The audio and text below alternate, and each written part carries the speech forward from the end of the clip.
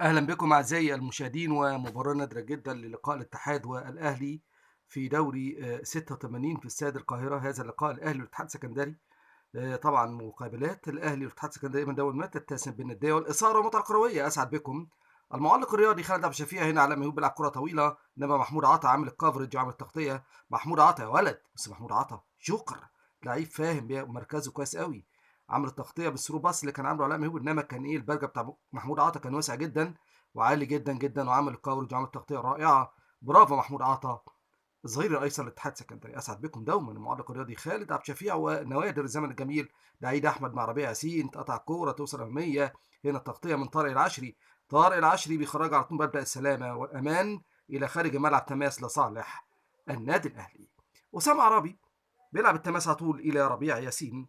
لاسامه عرابي بيلعب الكره العرضيه، انما يقطع بالراس على طول توصل لمحمود عطا ناحيه شمال. ادي محمود عطا بيتقدم زي ايسر. محمود عطا بيلعب الكره الاماميه. محمود عطا عمر بيلعب سيرد باك، والكابتن عطا بيلعب ليفت باك، وجنب محمد عمر طارق العشري، وفي اليمين هناك اسناوي، وفي الشمال محمود عطا.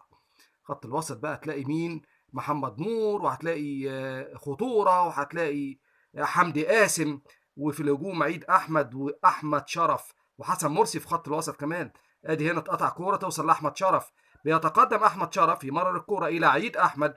عيد احمد لمحمد نور. محمد نور بيتقدم بيلعب كوره اماميه في اتجاه الظهير الايسر متقدم نادي الاتحاد محمود عطا، انما اتقطع الكوره. وهنا بقى الهجمه المرتده لفريق النادي الاهلي. هجمه مرتده النادي الاهلي. شفت محمود عطا عامل الواجب الهجومي ازاي، وتلاقيه على طول بيرجع في الدفاع. نفس الكلام بينطبق على الكابتن محمد عمر لما بيلعب سيرد باك، لا عنده كمان نزعه هجوميه ما شاء الله. اسامه عرابي. اسامه عرابي بيلعب الكره الاماميه، انما تغطيه رائعه من طارق العشري. يا ولد طارق العشري لعيب كبير. ادي طارق العشري سيرد باك نادي الاتحاد السكندري، عامل الكفرج عامل تغطيه رائعه. طارق العشري.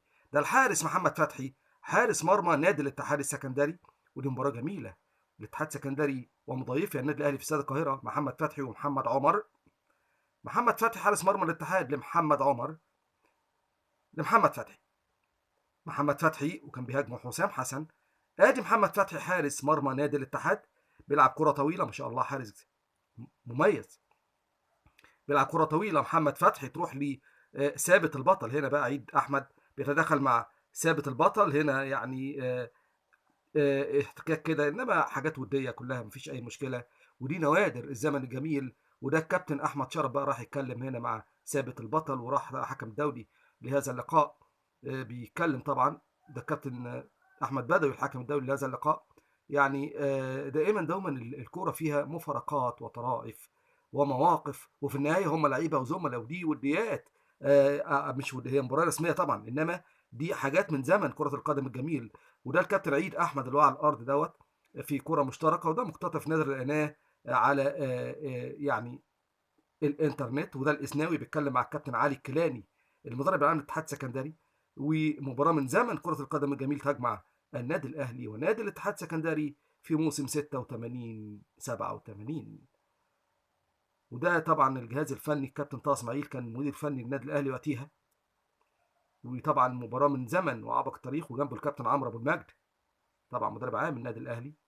وعيد احمد وبيقوم عيد احمد مفيش مشكله. ده الكابتن عاطف محمد الحارس البديل، وجنبه الكابتن خميس حسن. وبقول لكم الاتحاد كان في ذاك التوقيت بيضم لاعبين على اعلى مستوى على اعلى مستوى على اعلى مستوى. ثابت البطل اهو، ما يقصدش طبعا مفيش اي مشكله. ويعني مباراه من زمن كره القدم الجميل. وهنا المحاوله من جديد رحمه الله على الكابتن ثابت البطل. آه، لعب الكره على طول حسن مرسي يقطع. وادي محاوله من جديد توصل ل عمر بيمرر ناحيه الشمال في اتجاه شرف، ما تروحش لشرف تتقطع. ومحاوله من جديد للنادي الاهلي، استلام للنادي الاهلي وتوزيع مجدي عبد الغني. مجدي عبد الغني لاسامه عرابي. اسامه عرابي بيبدا الهجمه للنادي الاهلي من ناحيه الشمال، وده بيعدي هنا اللاعب محمد السيد لاسامه عرابي. كان لاعب اسمه محمد السيد كمان في الاهلي، كان لعيب من اللاعبين المميزين على فكره. الى خارج الملعب تماس لصالح النادي الاهلي. مباراة في استاد القاهرة تجمع النادي الأهلي والنادي الاتحاد السكندري. وده أسامة عرابي نجم النادي الأهلي بيلعب التماس على طول، وتوصل الكرة إلى محمد السيد. محمد السيد لحسام حسن سنة 86، كان لسه بقى حسام لسه طالع مع النادي الأهلي. وكان مولود عملاق، لاعب ولد عملاقا زي ما بيقولوا. محمد فتحي حارس مرمى نادي الاتحاد السكندري، محمد فتحي بينطق الكرة أكتر من مرة ومرة، وبيشوط شوطة طويلة تعدي خط المنتصف.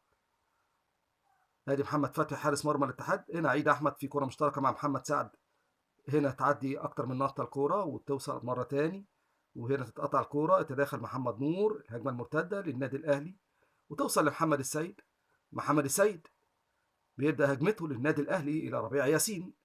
ربيع ياسين ناس كتير على فكرة بتحبه وبتبقى شغوفة بهذه المقتطفات النادرة جدا جدا. يعني حتى لو كان الكواليتي مش حلو يعني، انما الكواليتي ده الى حد ما معقول يعني، كمان معقول. احمد شرف بيحاول يعدي، تقطع الكوره، وهنا المرتده للنادي الاهلي وتروح مره تاني في محاوله لفريق النادي الاهلي. هنا الكوره الاماميه والهجمه المرتده لفريق النادي الاهلي.